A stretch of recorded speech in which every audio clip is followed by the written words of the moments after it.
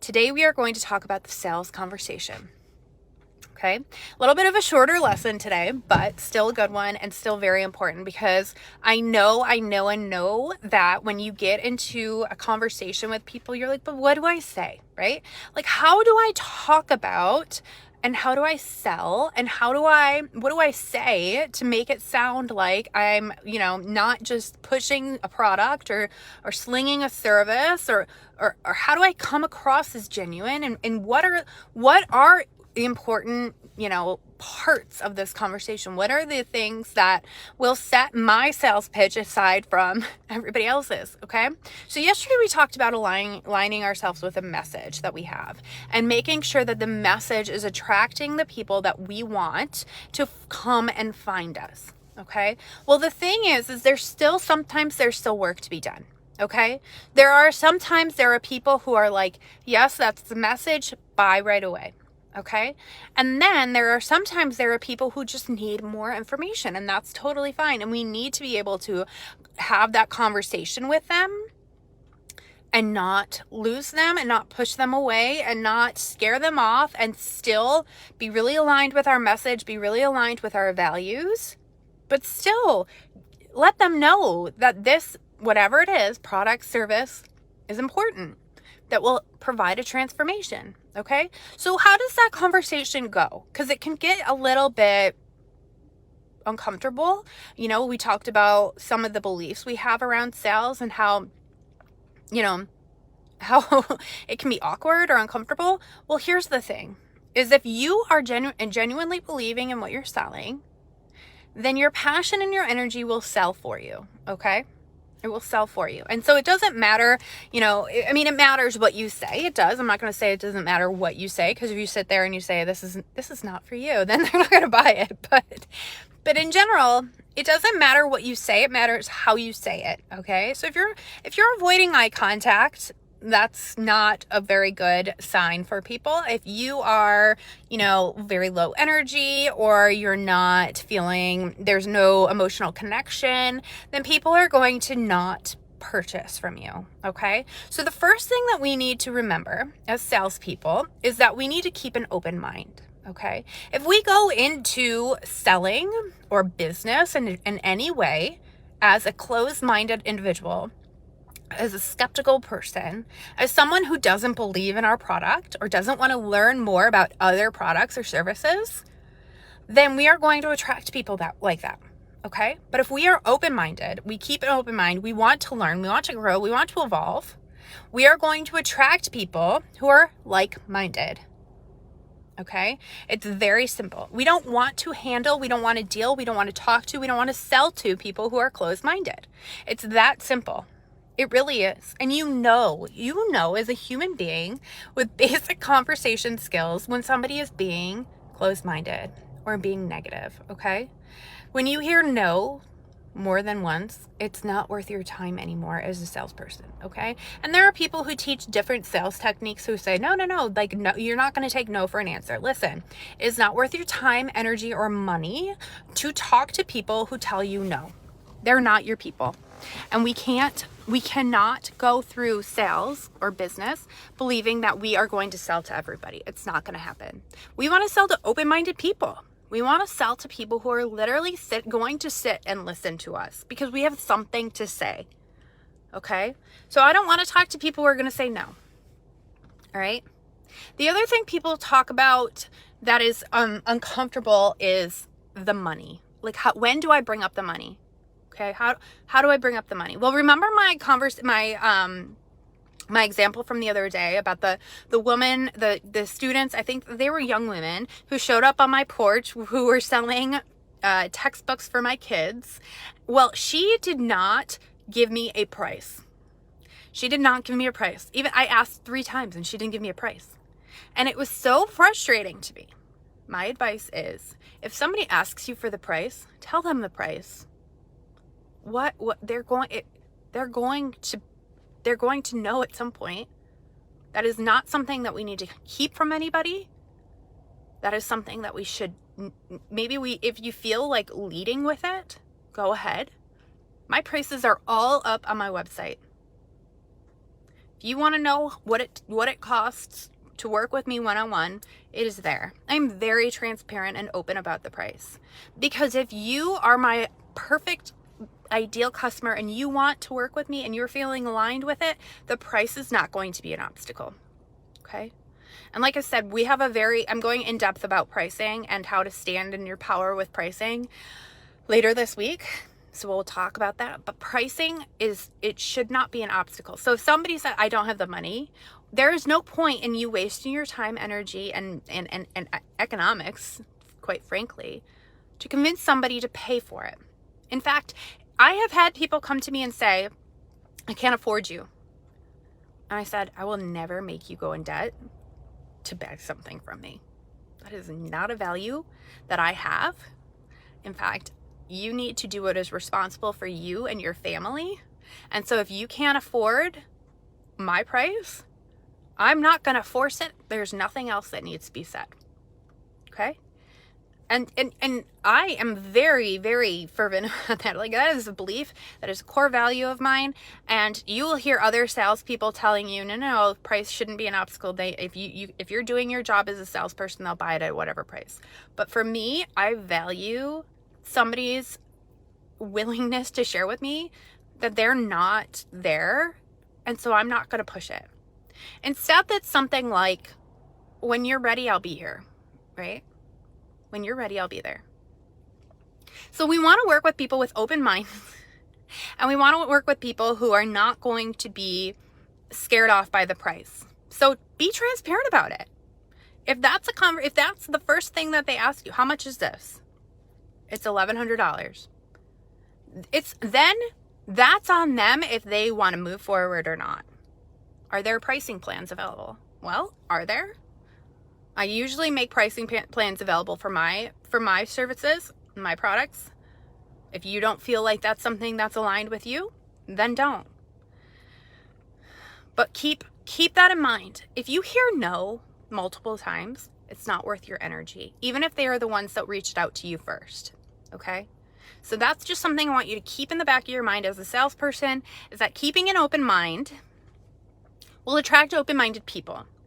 Open-minded people will not necessarily let a price tag stop them from hearing more. They will not let skeptics or other things stop them from hearing more. Okay? So keep an open mind. Okay, the first thing, and here's something that we need to establish pretty early on in a conversation, is credibility. Okay, and you can do this actually prior to a conversation. You can do this in your content through social media, or maybe on your website you have some testimonials, or you have where is their credibility? Is there some, do you have an article written about you in your local newspaper? How do you become credible? Okay, maybe it's your experience, maybe it's a testimonial, maybe it's your own story of transformation. Somehow you need to become credible. And if you're new and you're like, well, I don't have testimonials, I don't have any of that. Well, this is where you can share your transformation. This is where you can become vulnerable. Okay? Because being vulnerable actually gives you a lot of credibility. Being honest and transparent with people and telling people your story, it's often the best way to be credible. Okay? So first we want to be credible. We want to provide. The next thing we need to do is have conversations. Be human beings. Okay? So if somebody reaches out to you and starts asking questions, you answer their questions. Okay? It doesn't need to be a sales pitch. Answer their questions. If then, you don't hear back from them, follow up. Hey, how are you doing? How's business? I know you had some questions. I just wanted to be here. I wanted to be a resource for you. Okay? If this is a conversation that is coming completely organically, let's say you're at a networking event and you're talking to somebody about your business, you don't need to lead with, hi, I'm Erica. I'm a business mentor. I charge $750 for my all access coaching. No, what it needs to be is genuine human connection. Hi, I'm Erica. How are you? Oh, Yes, I'd love to hear more about your business. What are you doing? You know, like, what do you do? How'd you get into that? Do you have kids? How old are your kids? Ask questions. What are you doing after this? You know? You need to build an emotional connection. Building an emotional connection with person is the best way to invite a sale. Think about the things that people that you have bought from. You emotionally connect with them. They genuinely care about who you are. They do.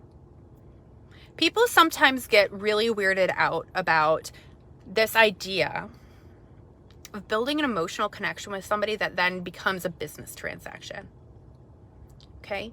This is one of those core beliefs around sales that we need to start breaking down. Okay? Just because there is some kind of financial transaction happening does not mean that the emotion and human caring for somebody is completely taken out of it. Okay? Some of the most influential women that support me in my business are some of the best friends I have.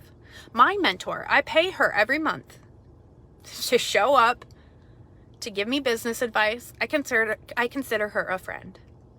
I do. She values my business. I value her business. And it's a really great friendship. She knows things about me that some of my, non-entrepreneurial friends know. Because it's just this emotional connection that we have. I don't feel weird about paying her. I'm proud to pay her. She doesn't sell to me. She values that what she has to give to me will benefit me. And I know that about my clients. When I am selling to somebody else, I'm not worried about, oh my gosh, I'm going to take their money from them. I would be doing them a disservice if I didn't provide this service for them. And I would be doing me and my family a disservice if I didn't receive the money in exchange. Just because there's a financial transaction does not mean that it's disingenuous. These two are completely separate. These two ideas are completely separate. Having a financial transaction and having an emotional interest in somebody's life are not attached in any way. They can be completely separate. It becomes a problem when you're dealing with people who are less than ideal. Okay? People who are going to nickel and dime you. People who are going to question your prices. People who are going to say, I can't afford you. Then those aren't the people you want to work with or sell to anyway. That's why I say don't even waste your time. It's not worth your economics. It's a waste of your energy and your money. To work with people who are going to say, like, do you have a deal? Do you have a promotion? Do you have a coupon code? Any of those things. It's not worth your time and energy, because then it becomes awkward when it becomes about the money, right? If the money is just, yes, I value you because I genuinely care about you, then it's easy. That transaction becomes easy, okay? So we want to emotionally connect with the people we're selling to. Emotionally connect, genuine, on a human level. I mean, it's basic stuff. It's just, if you were to walk into your friend's house, what would you ask them? If you were to walk into church, what would you ask those people? How was your day? How's your mom doing? How are your kids in school? This is the same thing I used to do when I was a video producer. I think I said this the other day, but this is exactly what I do. They would walk into a room and they would be nervous and they were like, oh my gosh, these cameras are huge. The lights are so bright. There's so many people in here. And I would just take them aside and I would be like, how's your day been? Yeah. So are you busy? Is it busy here? What are you going to do later tonight? Got any dinner plans this weekend? Oh, you have kids. Tell me about your kids. I have kids too. Yes. It's a really fun age, blah, blah, blah. Be a human. And by the time they would get ready to sit in the seat, in front of the cameras, in front of the lights, the place that they were incredibly nervous to be in front of, they were a little bit calmer. They knew that they had a friend in the room. They knew they had someone there who just cared. cared enough to ask. Sometimes that's all that matters, right? You walk into the bank, like your local bank, and the teller's like, hey, how are you doing? How are the kids? How's the dog? It just means something. You just feel like, wow, they made me feel really good today. Having that emotional connection goes so far in that sales conversation. It connects you on a human level. You don't come across as robotic. You don't come across as pushy and any of that. It's genuine. It's genuine. So after you have your credibility and you make an emotional connection, the next thing that happens is, okay, let's talk shop here. Okay? I want you to remember that at this point in the conversation, it's your responsibility to listen. It's your responsibility to ask questions. Okay? So you're interested in my services. Where are you in your business? What struggles are you having? Okay. What are you looking, where would you want to be a year from now? Those are the conversations. Those are the questions. And then listen. See where they are. What are they talking about? What are their struggles? What are they genuinely saying in response to the questions that you have? And when you have the answers, you're listening and you're seeing where they are. And they're being honest with you. And you say, okay, well, here's what I have. You know? Here's where I was. Share your story. Be honest about your transformation. Be honest about other people that you've helped in their transformation. Quantify the value that you're giving. You know, when we talk about quantifying, we talk about money, right?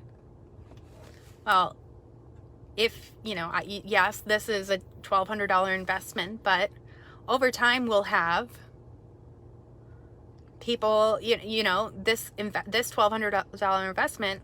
I have a client who just reached 6 figures in her business with a $1,200 investment. Quantify it.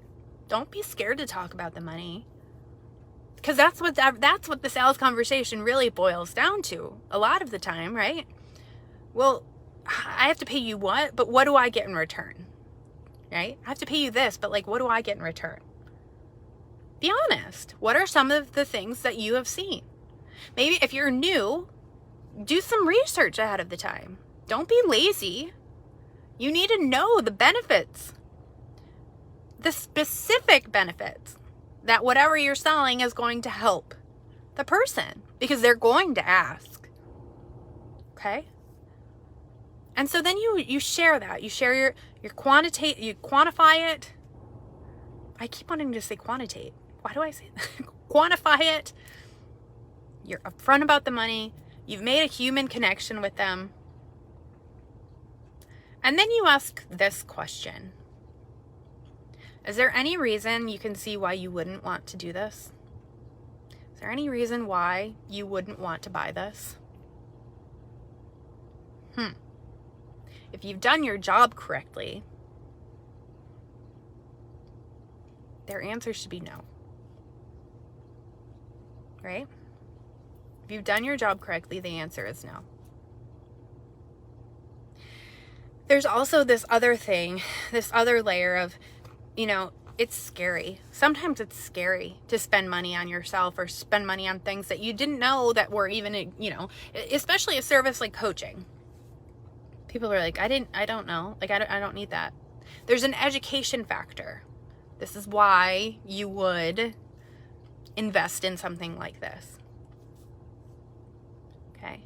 And you don't want to be pushy. You don't want to be over the top, but I've asked people in the past in my sales conversations, does this feel really aligned to you? Does this feel good? And they say, yeah, it does. Well, then let's do it. Let's go for it. And they're like, yeah, okay. Right? It's really, if you're doing your job and you're talking about the transformation, you're talking about the reasons, you're talking about the money, you're being honest, you're having passion, you're being emotionally connected, you're building a relationship and a rapport, and you're being credible, you have the credibility. At the end of the day, their answer to that question should be no. And the sale comes easy at that point. Is there any reason why you wouldn't want to do this? Maybe they say, yeah. Well, I still have some more questions. Okay, answer them. There's no pitch. There's no script. Answer the question. Okay? There's one more little nugget of advice that I have recently come across that I just think is like really poignant and important to remember when you're having these emotionally charged conversations with people, when you're talking to people about selling, or when you're selling to them. I listened to this podcast by David Meltzer. He's a really interesting guy. He got his start in like being a sports agent, and then he lost all of his money. And now he's rebuilt this multi-million-dollar empire, teaching people about business and talking to entrepreneurs. So I listened to his podcast.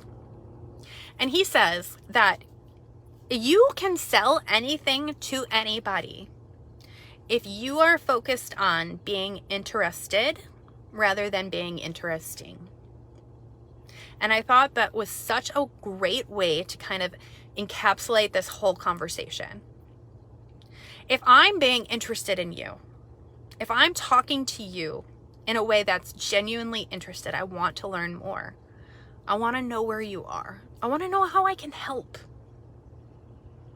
I'm interested in you. I'm interested in your business. I'm interested in your life. I'm interested in who you are. I'm interested in you. And I'm asking the questions. If I'm being more interested than I'm being interesting, if I'm not, being interesting would be me talking about me and the things me, and here's the story, and here's, there's no way he says you can sell anything to anybody. And I find that to be completely true.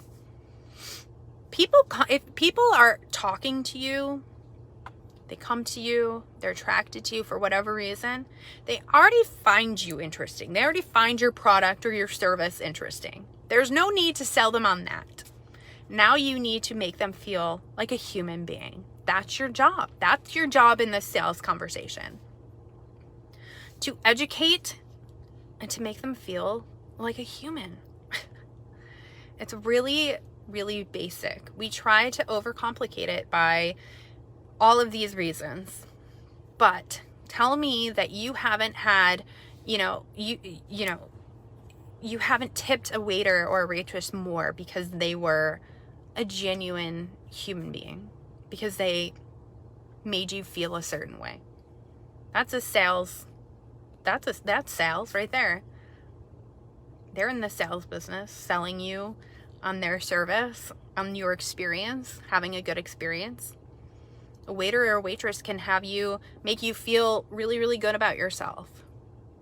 Really, really good about your dinner, your experience. And that makes you want to give them more money. It's the same kind of conversation that you're having in a one-on-one sales conversation. Okay? So I hope you found this really helpful and just kind of boiled down. Remember, if we're aligned with our message, we attract people like that are aligned with our message. If we are attracting those people, if we are being open-minded, we are attracting people who are open-minded. And open-minded people are willing to talk about anything. And then at that point, we open the door to having that emotional connection and giving them the education that they need, that they want to hear about how our product or service can transform them. We ask questions, we listen. We become more interested rather than being interesting. Okay? So that's where we are with our sales conversation.